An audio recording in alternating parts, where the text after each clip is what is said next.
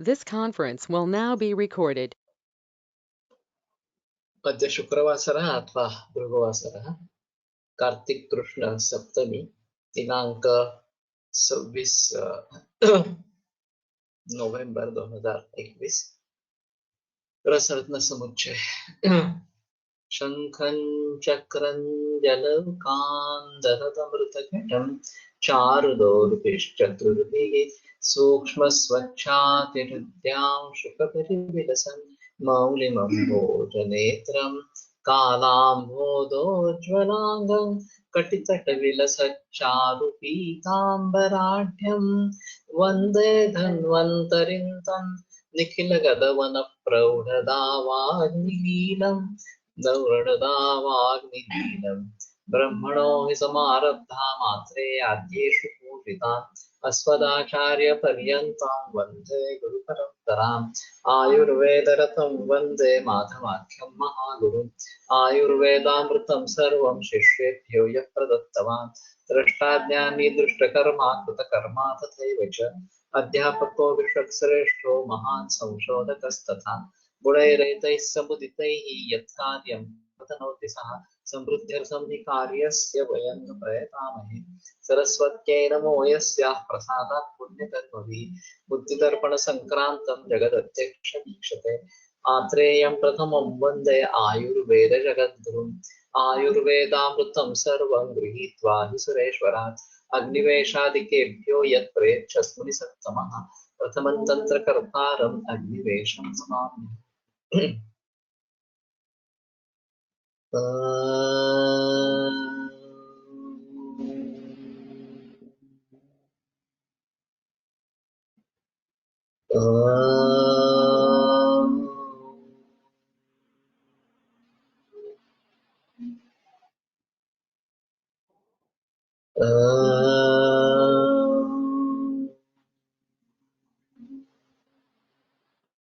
ओम शांति शांति शांति।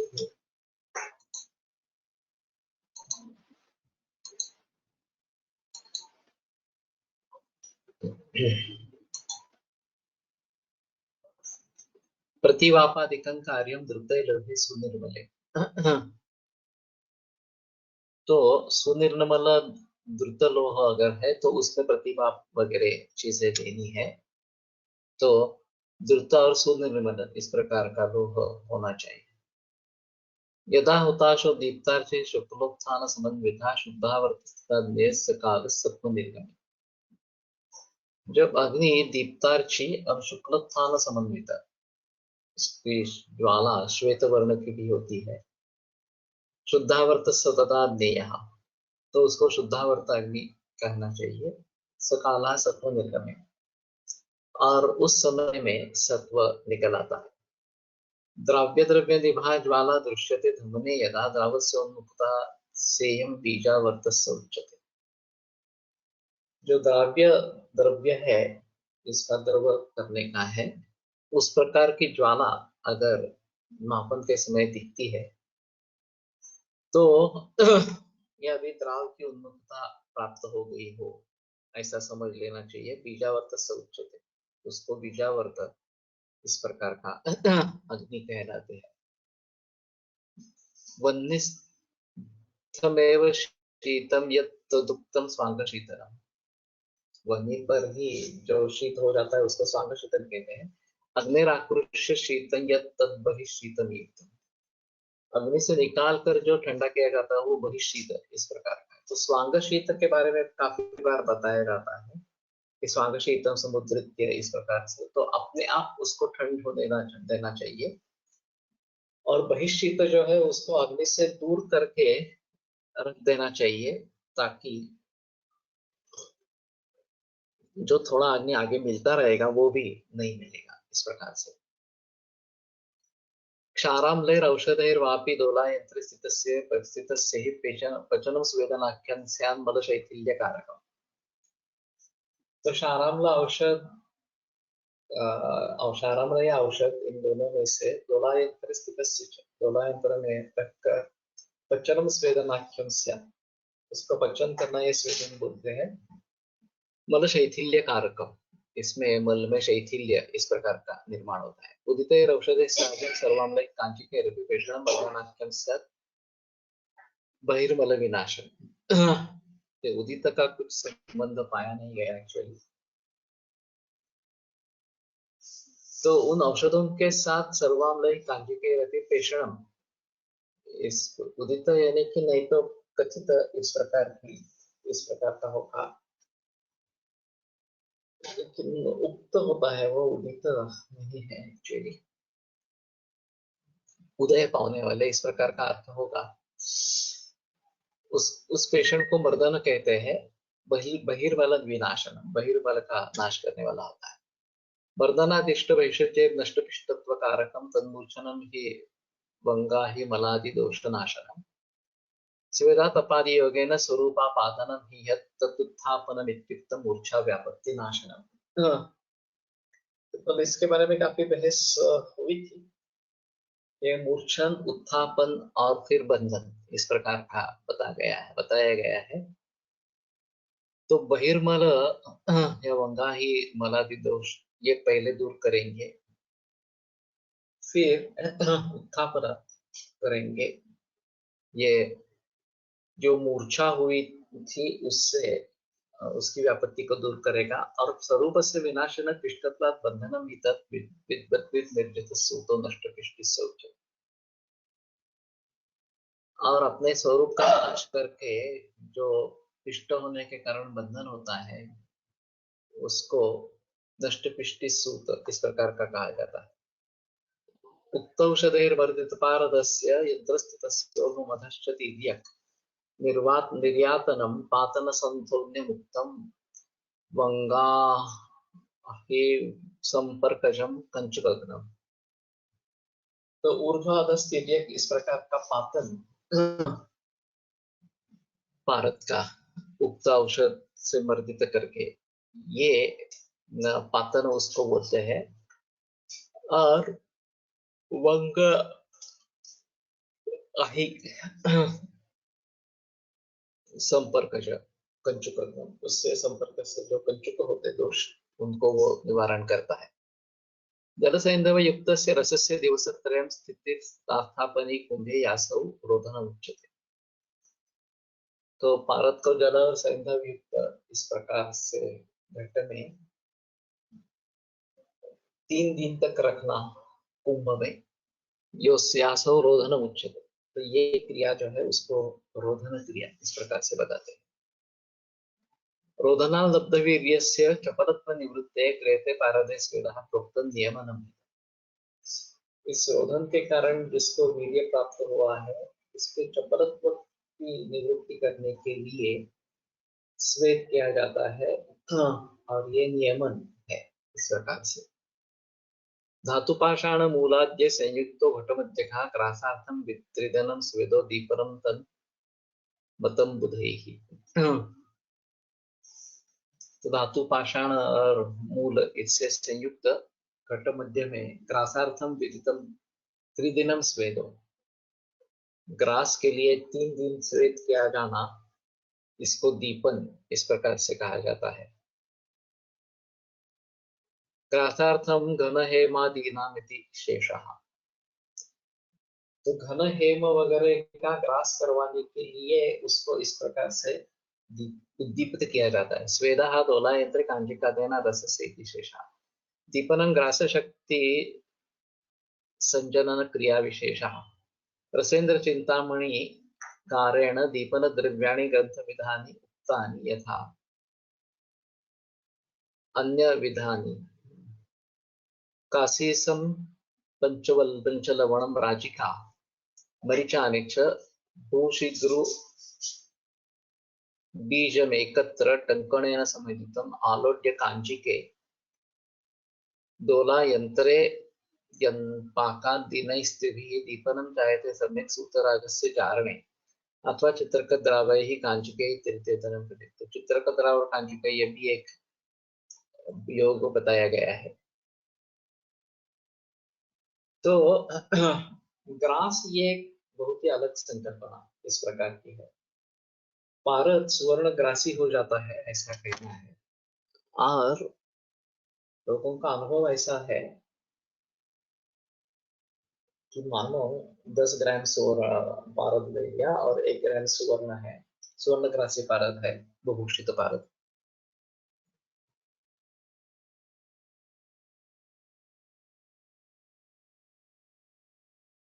तो उसका वजन 11 ग्राम होना चाहिए, 10 ग्राम पारद और 1 ग्राम सुवर्ण, लेकिन वो 11 ग्राम नहीं होता उससे कम होता।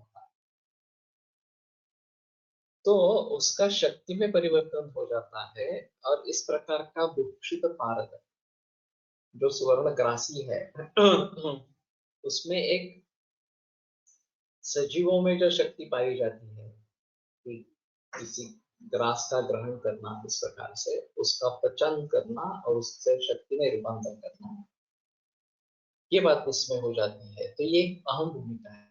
भाभी साठे ने जो प्रयोग किया था कि प्रोबेबल मेथड ऑफ डिटरमिनिंग अग्निमांद्य by the process of weighing, ये उनका एमएससी था, थीसिस का विषय था।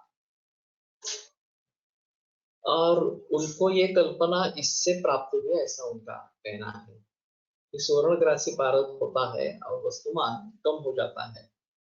तो ये कैसे होता है, ये देखने की कोशिश उन्हें करनी थी, लेकिन ये सुवर्ण पारद वगैरह सब महंगी चीजें हैं। तो ये अगर इस प्रकार के पारद में हो सकता है, तो सजीव में क्या होगा, ऐसा उन्होंने सोचा। और फिर वर्ल्ड वाइज को लेकर संशोधन किया। उनको कहा गया था कि तुम्हें जो भी खाना पीना करना है वो सब इकट्ठा करके एक पैन में सब रखो, पानी वगैरह जो लेना है वो भी आपको जितना चाहिए वो साथ में रखो, सभी का वजन करवाओ। अब जितना तुम्हें खाना पीना है, पानी लेना है, वगैरह जो भी कुछ करना है वो सब कर लो, और फिर जो शेष रहा है उसका फिर से वजन करो, तो अंदर कितना गया उसका पता चलेगा। मानो कि 60 किलो का आदमी है और 1 किलो और लीटर ऐसा कुछ उसने खा पी लिया अब उसका वजन 61 किलो इस प्रकार का हो गया। हर घंटे के बाद वजन करते रहेंगे तो 3 घंटे में वो फिर वापस 60 kg पर आ जाता है। ये उनका प्रयोग था। और ऑलवेज में तो सभी ये दिखाई दिया कि सभी का आदमी अच्छा था, और टूट पड़ते थे अन्न पर, और जल्दी खत्म हो जाता था अन्न, या वजन जो है वो तुरंत वापिस आ जाता था। अब जब मरीजों में यह प्रयोग किया गया तो पता चला कि 5-5, 6-6 घंटे तक वजन कम नहीं होता है। कई लोगों में भी ऐसा भी होता है कि आदमी बहुत ही मंद है, तो कल शाम को खाना खाया, दूसरे दिन वो खाना वैसे के वैसे उलट गया। तो शरीर ने काफी कोशिश की, आदमी ने काफी कोशिश की, लेकिन पचा नहीं पाए, और फिर शरीर ने निर्णय कर लिया कि इसको फेंक ही देंगे, इसका कोई आगे होने वाला इस प्रकार का नहीं है। तो ये सबसे मंद अग्नि इस प्रकार का रहेगा। लेकिन अगर हम अग्नि का कुछ स्केल निर्धारित कर सकते हैं कि 10 से 100 इस प्रकार से, और 40 के 60 के बीच जो अग्नि है वो सामान्य इस प्रकार का है, 40 से नीचे है तो मंदाग्नि है, 60 से आगे है तो तीक्ष्णाग्नि है, इस प्रकार से। और फिर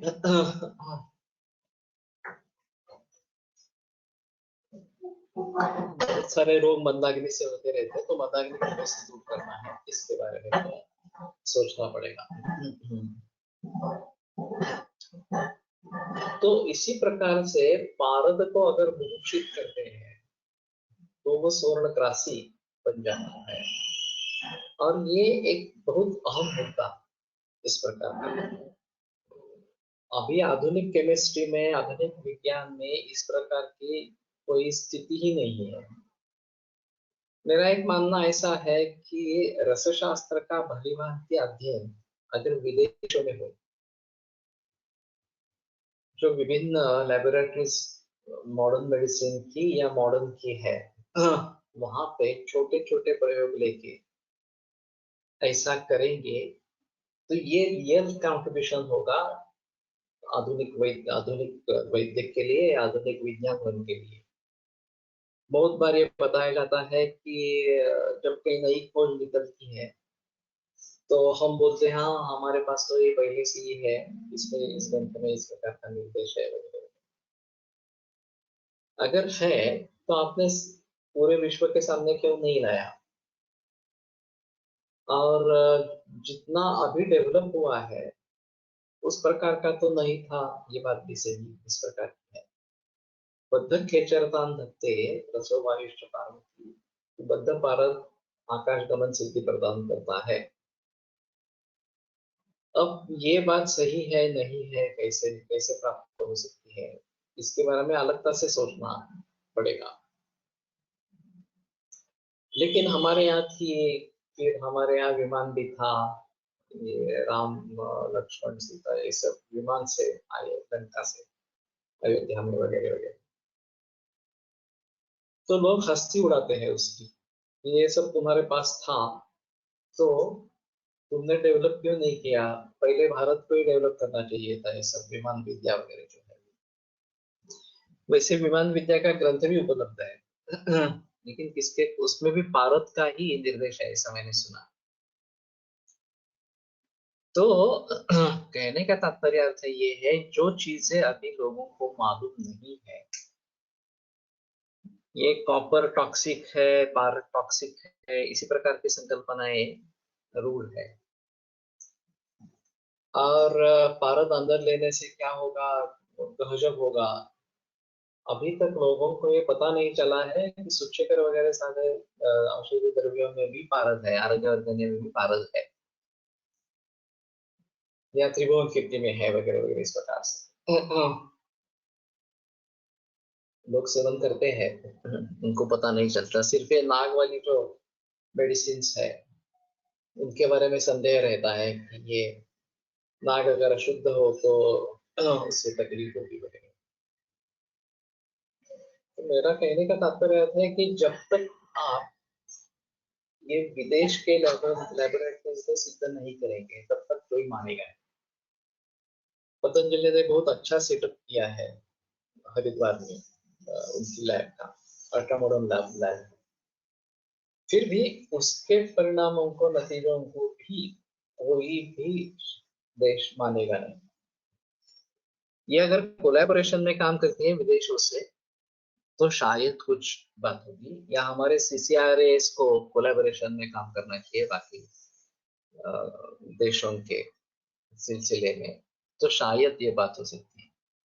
बालेंदु प्रकाश की एक खासियत है उसका जो एक वाली पानी, विमान शब्दाचा अर्थ काय आहे, आकाश गमनाशी संबंधित आहे, ऐसा ही लगता है आकाश गमन से संबंधित। यहाँ हमारे यहाँ तो विमान का अर्थ चर संहिता में बिल्कुल ही अलग, लेकिन ये जो भारद्वाज लिखित विमान शास्त्र है उसमें तो विमान का मतलब विमान, आज का जो एरोप्लेन है वही है इस प्रकार।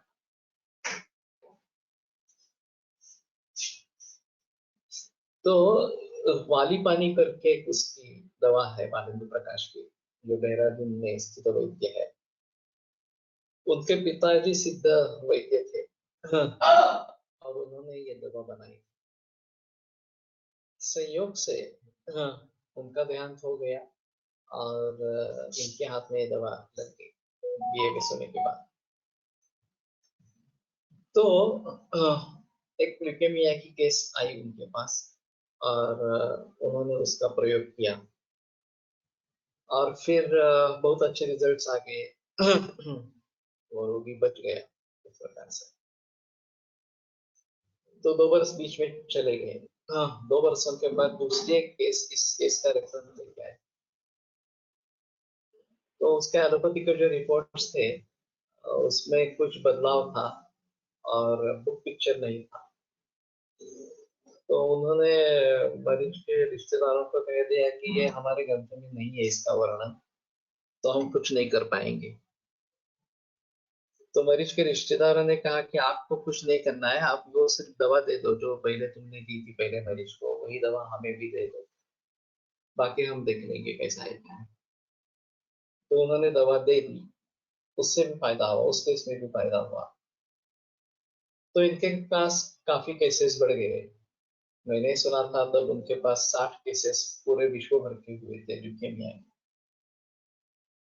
लेकिन उसमें भी ऐसा है कि ब्लास्ट सेल्स अगर ज्यादा है तो ट्रीटमेंट नहीं देते। क्योंकि वो कहते हैं कि मेरा ये यशस्विता मेरी बिगड़ जाती है। मेरे पास काफी मरीज ऐसे हैं जिनमें 90% ब्लास्ट है, बचने के चांसेस नहीं है इस प्रकार से। फिर भी मैंने ट्रीटमेंट करी है, आखिरी सांस तक ट्रीटमेंट करी है, मैंने छोड़ा नहीं इन केसेस को।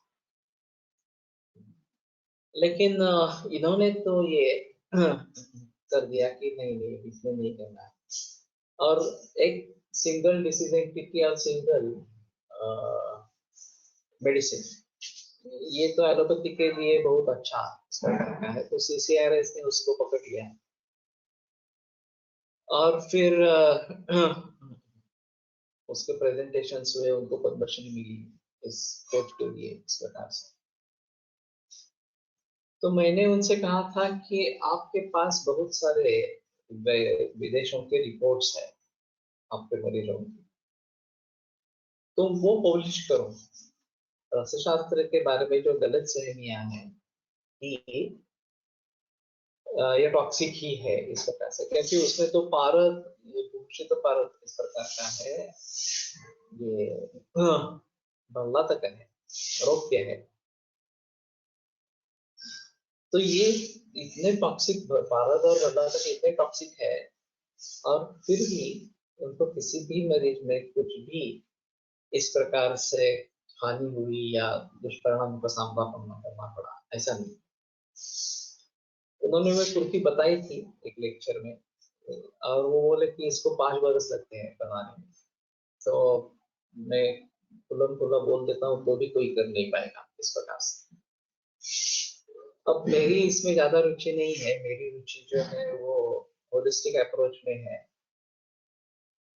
उनके पास बाकी कैंसर के भी मरीज आए, लेकिन उनमें कुछ सफलता नहीं मिली, और ये बोलते हैं कि हाँ मरीज आते हैं, मैं दवाइयाँ देता हूँ, लेकिन मेनली उसका काम ल्यूकेमिया पर ही है। अभी हाल ही मेरे पास एएलएल की केस आई है परसों, एक्यूट लिम्फोब्लास्टिक ल्यूकेमिया। ऐसे ईबीएस पर 70% ब्लास्ट, और इसमें बोन मैरो में 90% ब्लास्ट। खतरनाक बीमारी है, और प्लास्टिक क्राइसिस अगर हो जाता है तो बचने के कोई चांसेस नहीं रहते। लेकिन इनके पास अगर चाहे ब्लास्ट सेल्स कम होने के जरिए काफी सक्सेसफुल केसेस है, और इस प्रकार के वाली पानी का प्रयोग किया गया है, तो लेबोरेटरी में उसको टेस्ट करे, एनिमल स्टडी करे, और ये रिपोर्ट्स को सामने रखे, तो रसायनशास्त्र की मेडिसिन टॉक्सिक नहीं है इतना तो प्रूव हो जाएगा, बाकी बात छोड़ो। लेकिन उन्होंने बता दिया नहीं नहीं नहीं, मैंने सब सीसीआरएस में दे दिया, अब मेरे हाथ में कुछ भी नहीं है इस प्रकार से। उन्होंने, मैंने जब उनको उनसे बात की तो उन्होंने बता दिया नहीं नहीं अभी मेरे पास कुछ भी नहीं, उन्होंने बात टाल दी इस प्रकार से। तो ये बड़ा अजीब नमूना इस प्रकार का है। फिर भी मैं मानता हूँ इसकी एक महत्ता है। ये फोकस्ड अप्रोच है, एक सिंगल द्रव्य और सिंगल रोग इस प्रकार के, सिंगल एंटिटी इस प्रकार। फिर भी अगर कुछ लोग इससे बच जाते हैं, आरोग्य को प्राप्त करते हैं, तो भी सही है।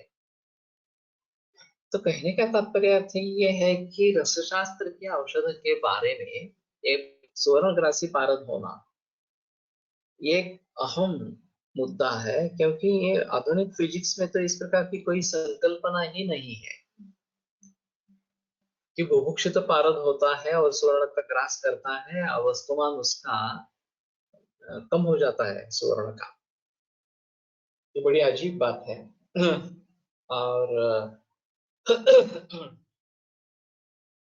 लोगों को तो शुरू में इसमें विश्वास ही नहीं होगा, जब खुद अपने लाइफ में करेंगे तब पता चलेगा अब आयुर्वेद के शास्त्रीयत्व के बारे में काफी बहस होती है।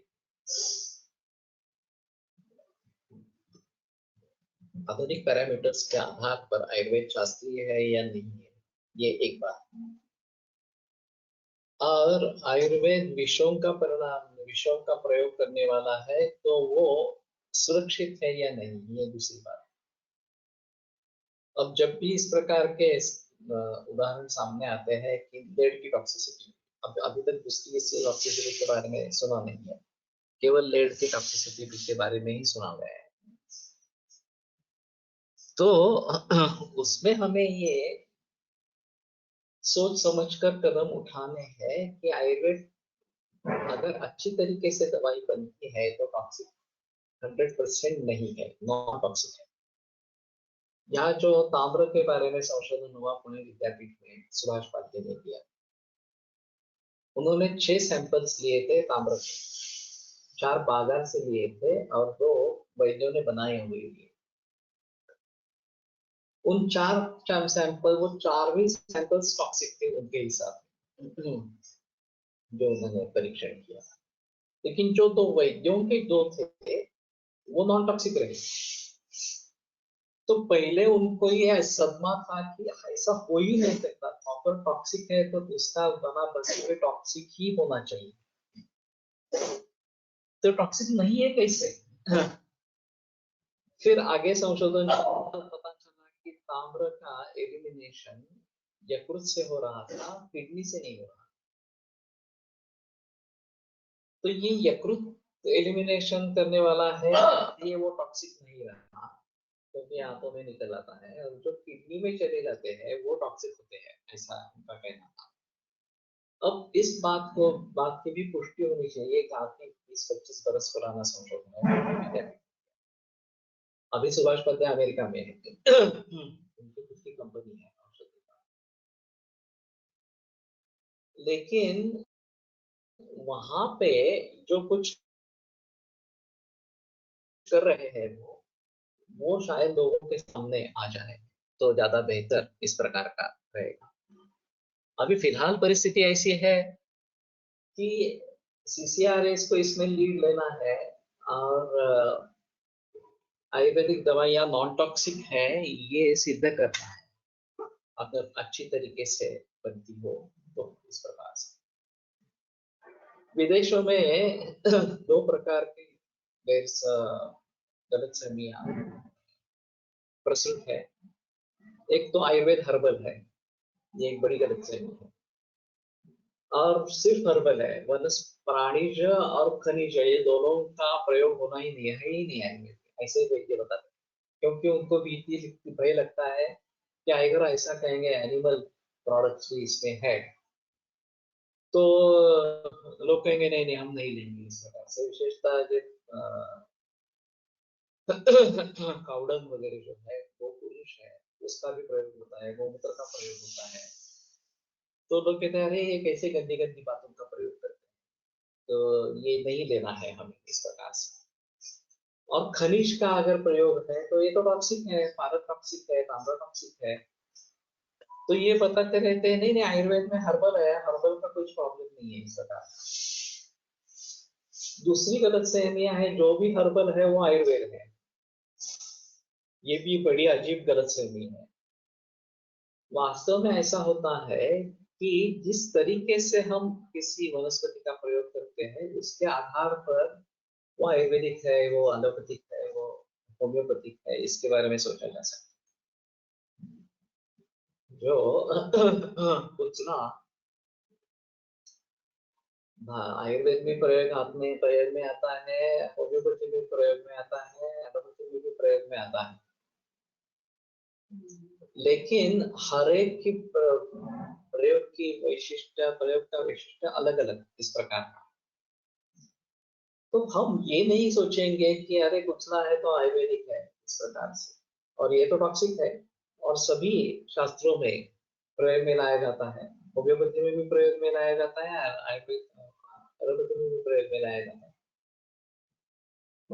तो ये कहाँ का जो भी हर्बल है वो आयुर्वेदिक है, ये मूर्खता है। जिस तत्वज्ञान से हम उसको देखते हैं उसके अनुसार वो आयुर्वेदिक है, होम्योपैथिक है, एलोपैथिक है, इसके बारे में सोचा जा सकेगा। लेकिन जो भी वनस्पति जो है वो सब आयुर्वेदिक है, ये मूर्खता इस प्रकार की है। तो इन सभी गलत संज्ञाओं को दूर करना है, लेकिन किसी का धारिष्ट ही नहीं है इसके बारे में। लोग ऐसा समझते हैं कि अगर हम लोगों के सामने रखेंगे तो लोग निकल जाएंगे हमसे और हमारी दवाइयाँ नहीं लेंगे, इस प्रकार से ये एक भीति मन में है। वैसी दूसरी एक है कि आयुर्वेद वेजिटेरियन है। वैसे काफी नॉन वेजिटेरियन रेसिपीज का और औषधि द्रव्यों का प्रयोग आयुर्वेद में सभी जगह है। और बलम बलम तच्च बलप्रदम, बलम ही अलम दोषारम बलम तच्च बलप्रदम, इस प्रकार के मांसरस के बारे में बताया गया है। तो ये कहाँ से लाया कि आयुर्वेद वेजिटेरियन है, सिर्फ वेजिटेरियन का ही पुरस्कार करता रहता है इस प्रकार से। तो हमें इन सभी के बारे में वास्तव क्या है ये लोगों के सामने रखना है, चाहे धीरे धीरे करें, लेकिन जगत्तेव मनौषधम न किंचित विद्यते द्रवम वशान नानार्थी योगो। ये हमारी प्रतिज्ञा है कि पूरे विश्व भर में एक भी चीज ऐसी नहीं है कि जिसका औषध के रूप में प्रयोग नहीं किया जा सकता। तो किसी भी चीज का औषध के स्वरूप में प्रयोग किया जा सकता है। चाहे खनिज द्रव्य हो, चाहे प्राणिज द्रव्य हो। तो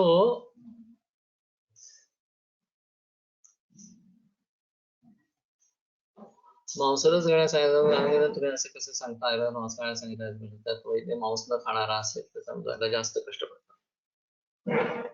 तो इसीलिए मैं बता रहा हूँ कि इसके बारे में काफी गलत फहमियां है वास्तव में, और कुछ लोगों ने रखी है कि उसको दूर करने का ही नहीं है इस प्रकार से। अभी मुझे भी ये सवाल पूछा जाता था कि मांस भक्षण कैसे बताते हैं, इस प्रकार से मांस कैसे बताते हैं। तो मैं बताता हूँ कि धर्मशास्त्र और वैदिक शास्त्र अलग है।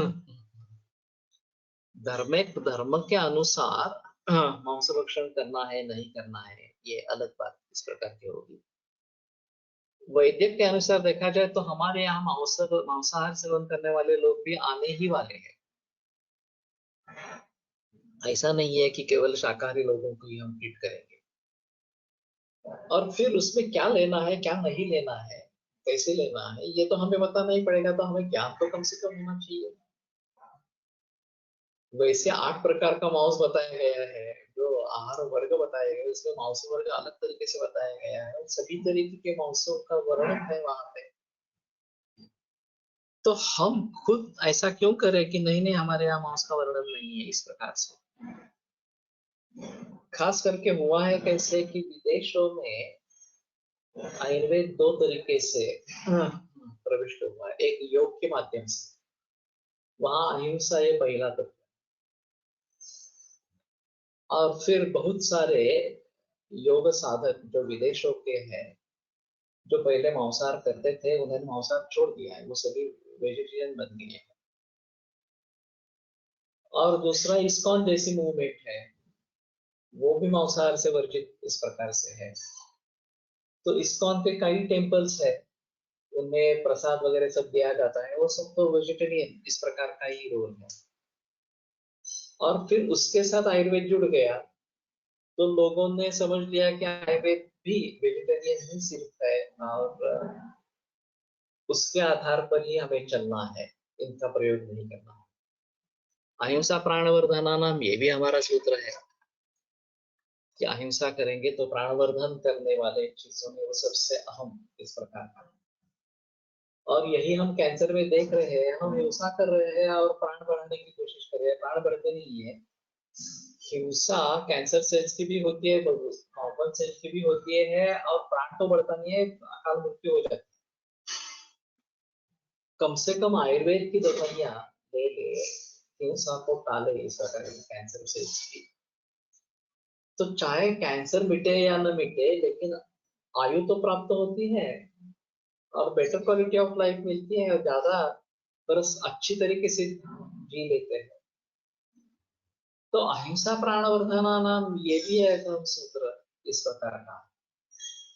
अब हिंसा किसको कहे, अहिंसा किसको कहे, ये भी और एक अलग इस प्रकार की बात है। तो अधर्म जनन अगर होता है तो हिंसा त्याज्य है, अधर्म जनन नहीं है तो हिंसा त्याज्य नहीं। एक सीधा साधा उदाहरण सैन्य का, लड़ाई का है कि शत्रु हम पर आक्रमण कर रहा है, उसकी हिंसा नहीं करेंगे तो हमारा अधर्म होगा, हिंसा करेंगे तभी धर्म होगा।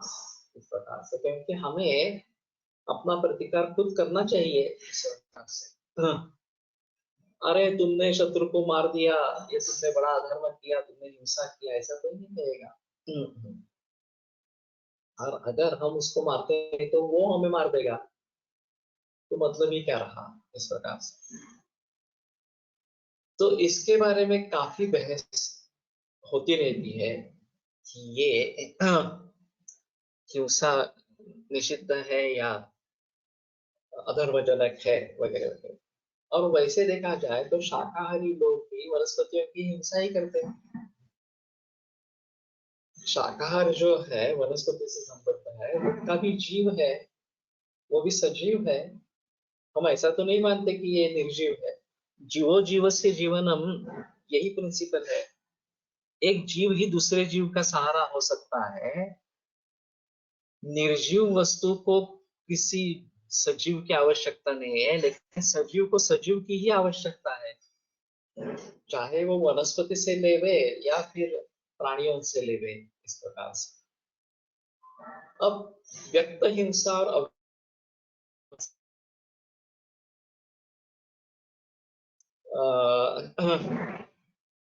वनस्पतियों में उनको अगर दुख हो रहा है तो वो व्यक्त नहीं, प्राणियों में व्यक्त हो जाता है और इसलिए वो उसको हिंसा कहा जाता है।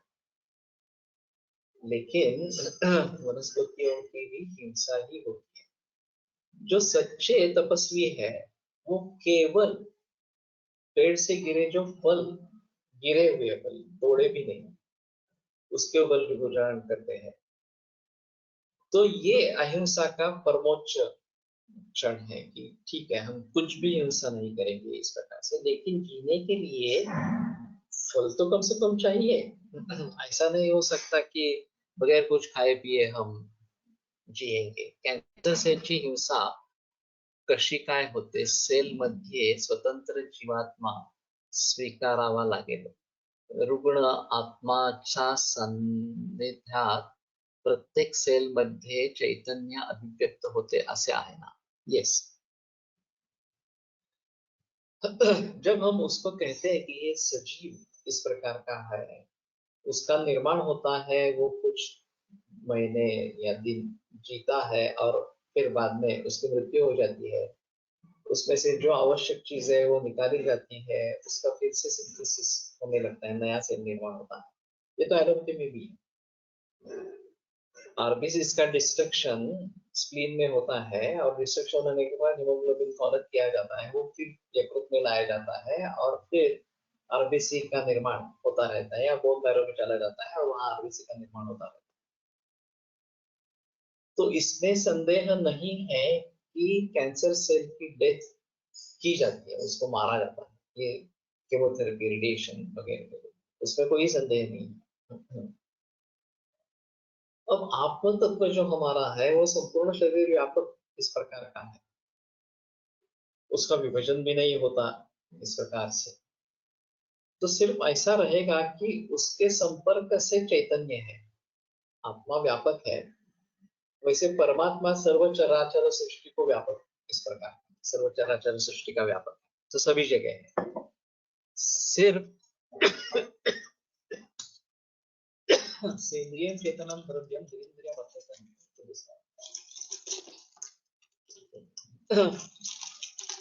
इंद्रियों के द्वारा उसकी चेतना व्यक्त होती है और अचेतन जो है वो निरिंद्रिय है, इस प्रकार से। तो कहने का तात्पर्य अर्थ ये है कि चैतन्य की अभिव्यक्ति सिर्फ है, चैतन्य तो सभी विश्व को व्याप्त है, इस प्रकार। और इसलिए जिसमें से वो चैतन्य अलग हो गया, जैसे कि पंचभूतावशेषत्व पंचत्वं गतम् उच्यते, शरीरमि गते तस्मिन् शून्यागारम् अचेतन। ये जैसे शरीर के बारे में होता है, उसी प्रकार उस सेल के बारे में हो जाता है। और कैंसर में ऐसा है कि एटॉप्सी जिसको कहते हैं, अपने आप सेल डेथ होना, एक नेचुरल प्रक्रिया है, वो एटॉप्सी नहीं होती। और फिर वो प्रोलिफरेट होता रहता है, नए सेल्स को निर्माण करता रहता है कैंसर से। और ये बहुत बड़ी समस्या है। कैंसर सेल की ये विशेषता है कि उसकी ऑटोमेटिक डेथ नहीं होती और रिप्रोडक्शन तो चालू ही रहता है। तो इसके बचने के लिए उसको अगर पोषण नहीं मिलेगा तो उसके अपने आप डेथ हो जाएगी। पोषण जो हो रहा है वो अभी के आहार से हो रहा है। ये जहरीला खाना और म्यूटेशंस, अननेचुरल म्यूटेशंस जो हुए हैं, उसके जरिए उसको पोषण मिलता रहता है। अगर हम केवल ऑर्गेनिक या नेचुरल खाना शुरू करेंगे तो भी उसका पोषण नहीं होगा कैंसर सेल का, और वो अपने आप मर जाएंगे।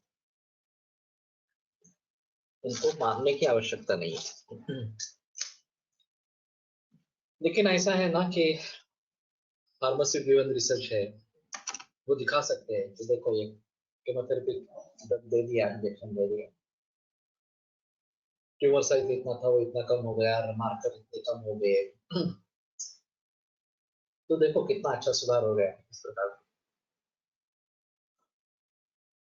और यही दिखाकर बहुत सारे लोगों को बेबस किया जाता है कि आपको केमोथेरेपी ही करनी है, दूसरा कोई चारा ही नहीं है, वगैरह वगैरह। और ये बहस होती रहती है कि एक बार जो निर्माण हुआ वो जाएगा कैसे। मेरी एक एलोपैथिक डॉक्टर के साथ बात हुई थी। उसका कहना था ट्यूमर एस्टेब्लिश हो गया, इतना बड़ा ट्यूमर हो गया, अब ये जाएगा कैसे। तो मैंने कहा जैसे निर्माण हुआ उसी प्रकार से उसका लय होना चाहिए। निर्माण कैसे हुआ ये अगर पता चले तो ये शरीर में ही निर्माण हुई चीज है, उसको शरीर में ही खत्म होना है। दवाई न देने की, खत्म करने के लिए दवाई देने की जरूरत नहीं है। लेकिन ये रास्ता लंबा रास्ता इस प्रकार का है, तुरंत आपको उस प्रकार के रिजल्ट्स नहीं दिखेंगे कि ट्यूमर कम होता जा रहा है या फिर मार्कर सुधर रहे हैं, इस प्रकार से। हमारी दवाइयों के बावजूद पेशेंट की क्लिनिकल कंडीशन अच्छी है, फिर भी मार्कर्स बढ़े हुए हैं, ट्यूमर बढ़ा है, इस प्रकार से दिखता है, तो लोग घबरा जाते हैं, अरे ये कुछ काम नहीं कर रही ट्रीटमेंट, इस प्रकार से ट्यूमर तो बढ़ ही रहा है, मार्कर्स भी बढ़ रही है, तो छोड़ देना चाहिए उसको, एलोपैथी में शरण जाना चाहिए, इस प्रकार से। तो मैं उनको बताता रहता हूँ कि इम्यूनिटी प्रोग्रेशन और डिसीज प्रोग्रेशन पैरेलल चलते हैं। जब तक इम्यूनिटी उतनी नहीं बढ़ती कि वो डिसीज के ऊपर काबू पाए, तब तक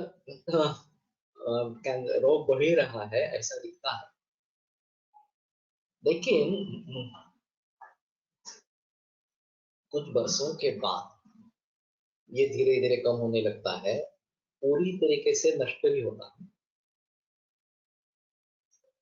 तो चाहे मैलिग्नेंट ट्यूमर हो, चाहे इस प्रकार का बिनाइन ट्यूमर हो, और मेनिंजियोमा ब्रेन में होता है जो नॉन मैलिग्नेंट है। ऑपरेशन करवाते हैं फिर से भी जो होता है अकॉस्टिक स्वानोमा है, उसकी भी ऐसी स्थिति है, नॉन मैलिग्नेंट है फिर भी बढ़ता ही रहता है। तो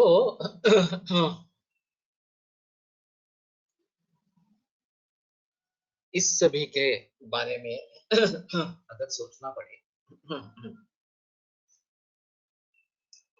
तो लोगों को ये बताना बहुत आवश्यक है कि प्रॉपर मेडिसिन, प्रॉपर औषधि चिकित्सा करना यही उसका कारण है। और सबसे बड़ी क्रिया एवं निदान परिवर्तन के हिसाब से पहले क्या करना है, तो जिससे रोग को गति मिल रही है, बढ़ रहा है, उसको पहले रोकना। तो कम से कम लाइफस्टाइल को सुधरो, ऑर्गेनिक या नैसर्गिक खाना आरंभ करो, देसी गाय का दूध आरंभ करो,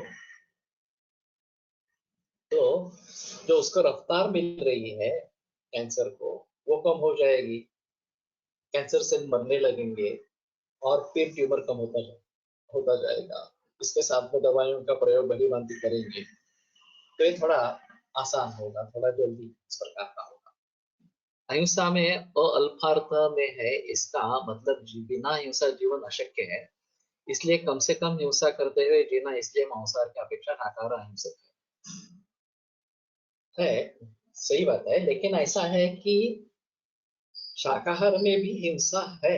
ऐसा नहीं बता सकते कि बगैर हिंसा हम जी नहीं सकेंगे, कोई भी सजीव जी नहीं सकेगा, उसके लिए दूसरा जीव ही चाहिए।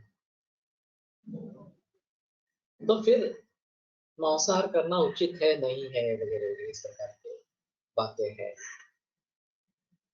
और जैसे वनस्पतियों को उगाया जाता है, उसी प्रकार प्राणियों को निर्माण किया जाता है, पाला पोसा जाता है ताकि उनको मार सके इस प्रकार से। तो उसको एनिमल फार्मिंग ही कहते हैं, ये फार्मिंग की खेती ही इस प्रकार की है। फिर भी अपने अपने हिसाब से अगर आपको उसमें दिलचस्पी बिल्कुल नहीं है, रुचि नहीं है, तो आप शाकाहारी शाकाहारी ही रहे। मैं भी खुद शाकाहारी हूँ, शाकाहारी रहने का प्रयास इस प्रकार से करता हूँ। लेकिन इस प्रकार की अगर नौबत आती है कि कुछ हद तक इससे कुछ करना चाहिए इस प्रकार से, तो एलोपैथी की दवाई लेने के बजाय मैं पसंद करूंगा कि ठीक है, मांस रस ले लूं इस प्रकार से। मुझे संदेह नहीं रहेगा कि हमारे शास्त्र से सम्मत है, तो ये कोई उसमें दिक्कत इस प्रकार की बात नहीं। फिर भी जो संस्कार है ब्राह्मण घराने के इस प्रकार से, और कभी खाया नहीं गया हमारे घर पे, तो उसके लिए ऐसा होता है कि मन शांत रहता है, नहीं मुझे नहीं है, इस प्रकार का होता है। तो जहाँ तक हो सके टाल सकें इसको। लेकिन कॉम्प्रोमाइज अगर करना पड़ता है कि एलोपैथी की दवा लेनी है, तो उसके बेहतर है तो आयुर्वेद में ही इसके शरण में जाए, ये बेटर ऑप्शन इस प्रकार। तो ये सभी संस्कारों का परिणाम होता रहता है। जिनके घर में मांसाहार शुरू से है, चाहे मुस्लिम फैमिलीज हो, चाहे मराठा वगैरह इस प्रकार के लोग हो, या बाकी कास्ट के शेड्यूल कास्ट, ओबीसी वगैरह वगैरह, घर में मांसाहार बचपन से प्रचलन में है, उनके मन में ये आशंका भी नहीं आती है कि ये गलत है वगैरह वगैरह इस प्रकार से। क्योंकि वो बहुत सारे संस्कार है, बरसों के संस्कार है, पीढ़ियों के संस्कार है, तो उन्हें कुछ ऐसा नहीं लगता कि मैं कुछ गलत कर रहा हूँ इस प्रकार से। लेकिन फिर भी इससे भी बेहतर है कि अगर हम शाकाहार की तरफ मुड़ेंगे इस प्रकार से। लेकिन जीवो जीवस्य जीवनम, ये तत्व तो ध्यान में रखना ही है, इसको हम टाल नहीं सकते। तो किसी भी हालत में ऐसा नहीं होना है कि अरे हम शाकाहार ले रहे हैं, दे रहे हैं, तो हम हिंसा नहीं कर रहे हैं, ऐसी तो बात नहीं। तो उनमें हिंसा व्यक्त नहीं होती है, उनका रोना धोना ये व्यक्त नहीं होता है, इतना ही है जो प्राणियों में स्पष्ट रूप से दिखाया जाता है, दिखाई देता है इस प्रकार से। ठीक है, हम निकले आयुर्वेद के बारे में जो गलत सहमियां पूरे विश्व भर में है और उनको दूर करने का कोई प्रयास नहीं कर रहा है, तो इसमें एक अहम गलती है कि आयुर्वेद क्या है। आयुर्वेद वैसे देखा जाए तो एक तत्व ज्ञान शास्त्र, उसके कई पहलू है और आहार के बारे में आयुर्वेद ने जितना सोचा है उतना किसी दूसरे शास्त्र ने सोचा होगा काफी मुश्किल इस प्रकार का। तो इन सभी बातों को ध्यान में रखते हुए हमें पूरी तरीके से आयुर्वेद को पूरे विश्व भर में पहुंचाना, भारत में भी पहुंचाना है और विदेशों में भी पहुंचाना है। तो लोगों की उनके बारे में जो गलत सहमियां हैं उनको धीरे धीरे करके दूर करना है। ये एकदम कुछ करने की बात करेंगे तो नहीं होगा, ये पीढ़ियों के संस्कार इस प्रकार के हैं। तो धीरे धीरे उसके बारे में जागृति करते रहना ये आवश्यक इस प्रकार का होगा। आध्यात्मिक उन्नतीचा दृष्टीने मांसाहार निषेध आहे, शरीर पालनार्थ नाही, ज्याला जे महत्वाचे ते तसे वागू शकतो अशी व्यवस्था ऋषी केली आहे असे म्हणू शकतो। ये जो आचार रसायन बताया गया है सत्यवादिनं क्रोधं विलुप्तं मध्यमैथुनं अहिंसकम् अनायासं चतुश्चतुरं वगैरह वगैरह इस प्रकार से। तो नित्यं क्षीरघृताशीनम वगैरह वगैरह इस प्रकार से बातें वहां पे की गई है। तो आपको रसायन चाहिए, तो क्षीरघृताभ्यास और रसायनानाम ये एक बात बताई गई इस प्रकार की है। और फिर उसमें मांसाहार का निर्देश नहीं है। निवृत्तम मध्य मैथुन, मध्य और मैथुन दोनों से निवृत्ति अपेक्षित इस प्रकार की है। तो निवृत्ति होने के लिए पहले प्रवृत्ति है और फिर बाद में निवृत्ति हो गई है, ऐसी बात होगी। तो उन लोगों को भी जिनको मद्यपान की आदत है उनको भी अगर आचार रसायन का सेवन करना है तो उसे निवृत्ति देनी है, इस प्रकार का वहां पे निर्देश है। तो अगर हम अध्यात्म की तरफ मुड़ना चाहते हैं तो निस्संशय इस प्रकार का अहिंसा का आश्रय करें। श्री एम की जो किताब है एडवेंटिस्ट हिमालयन मास्टर, उनके जो महेश्वरानंद गुरु है वो उनको कहते हैं कि तुम्हें कौन सा वहां का दरगाह ज्यादा प्रसिद्ध है, अजमेर, वहां जाना है इस प्रकार से। और वो भी वहां पे उनको मिलेंगे और वहां के कोई मुल्ला है, मुल्ला मौलवी, उनसे मुलाकात करेंगे वो हमें भोजन के लिए न्योता देंगे तो हमें वो स्वीकार करना है इस प्रकार से। तो ये पहुंच जाते हैं श्री वहां पे और वो भी महेश्वरानंद भी आते हैं तो बुलाते हैं कि आप हमारे यहाँ खाना खाएं। तो बोलते हैं ठीक है क्या बनाऊं।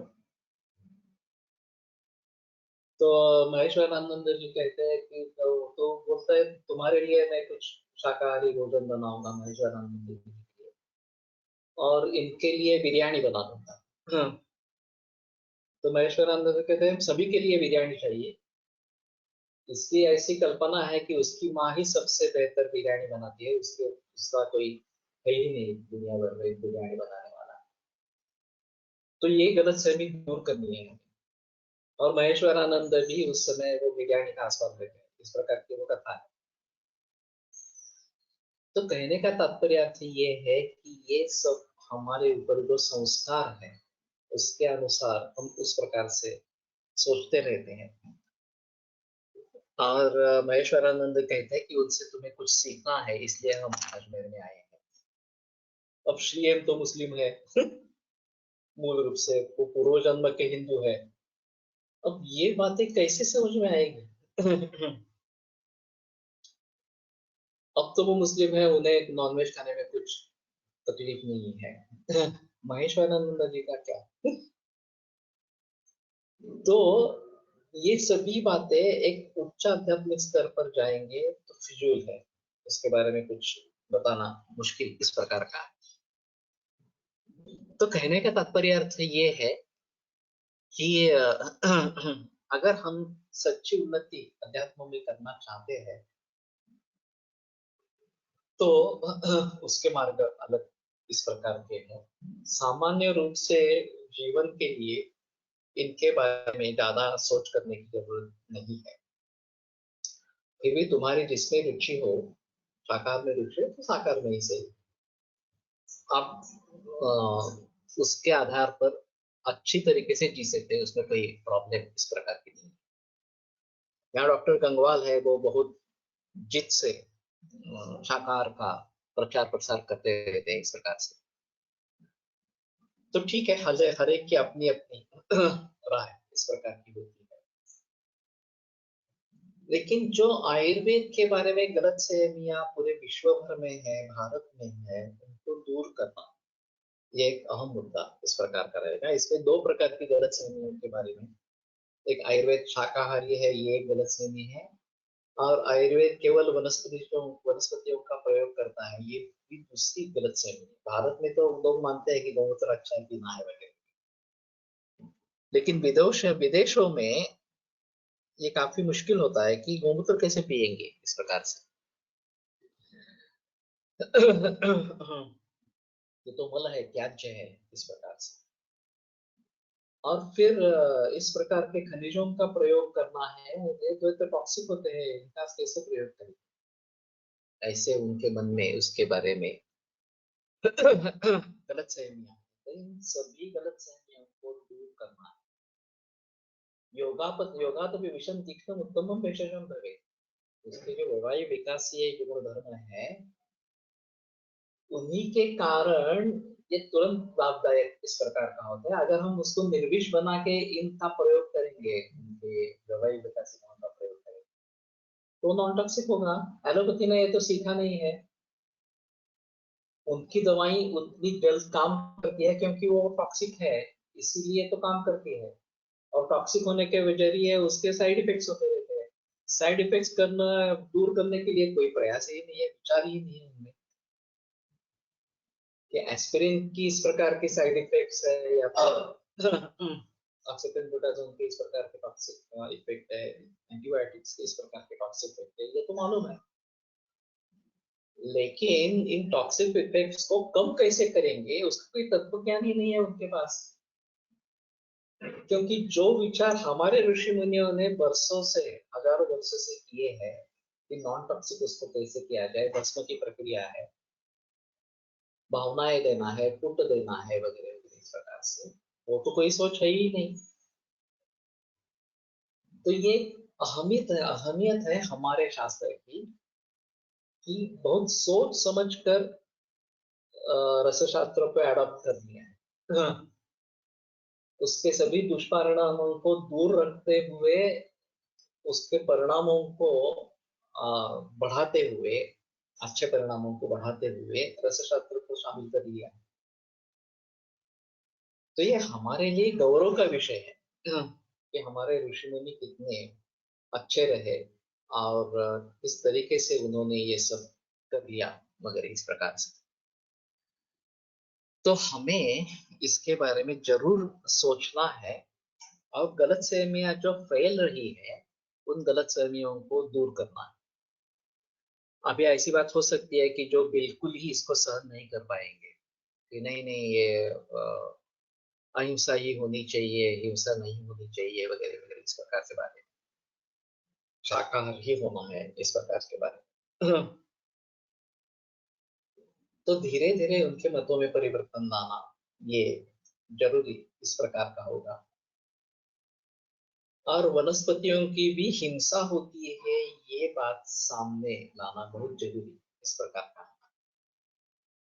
और जीवो जीवस्य जीवनम, यही वास्तव है, यही सत्य है, ये भी लोगों के सामने लाना बहुत जरूरी इस प्रकार का।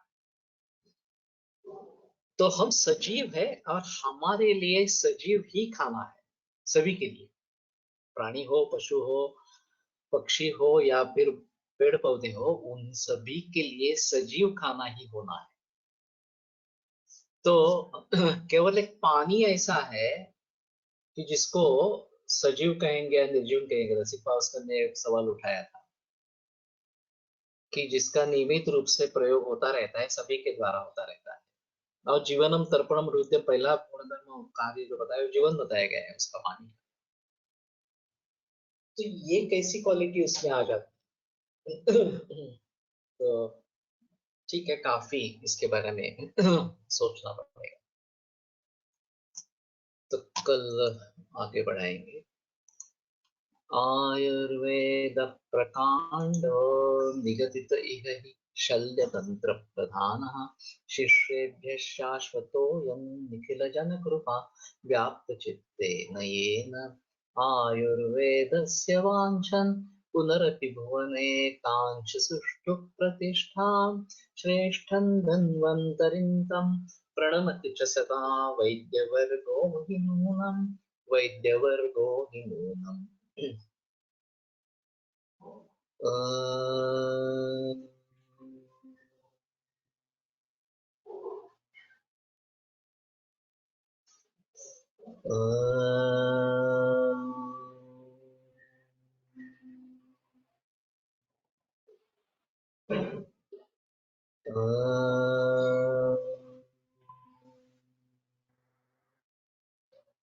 ओम शांति शांति शांति। विरम्यते व्याख्यान व्यापार श्वः पुनरपि मिलिष्यामः।